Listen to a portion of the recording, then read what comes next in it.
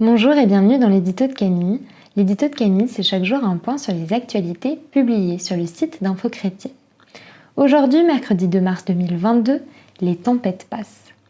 Cette semaine, nous avons eu l'occasion de rencontrer Daria Reichor, pasteur et auteur de l'ouvrage La tempête passe, publié aux éditions Première Partie. Pour Info Chrétienne, elle est revenue sur les épreuves qu'elle a traversées, sur la manière dont le Seigneur l'a aidée à se reconstruire et sur les bénédictions qu'elle voit dans sa vie aujourd'hui. Un beau témoignage de l'amour de Dieu porteur d'espérance à découvrir sur notre site. En conclusion de notre entretien, la pasteure marseillaise nous a rappelé avec justesse que nous avons tous deux choses en commun. La première, c'est que nous passons par des tempêtes.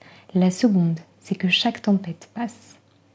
À la lecture des actualités du jour, il est utile de nous rappeler justement que chaque tempête passe et que le Seigneur est avec nous.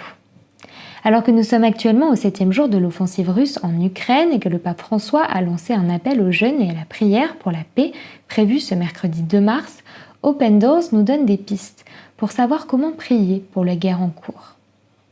L'Organisation de défense des chrétiens persécutés nous rappelle également que peu importe les guerres, les conflits ou les persécutions, l'Évangile continuera et qu'une partie de notre rôle est de prier.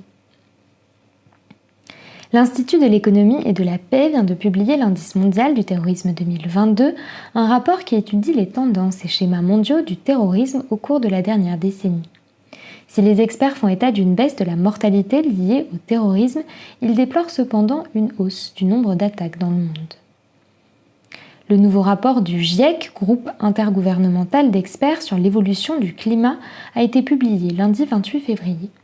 Il révèle que les conséquences du changement climatique s'accélèrent et conduisent à une menace pour le bien-être humain et la santé de la planète.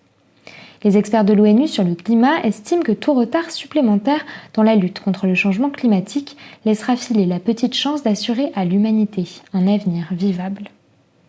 Voilà pour les nouvelles du jour, je vous souhaite une très bonne soirée, soyez bénis.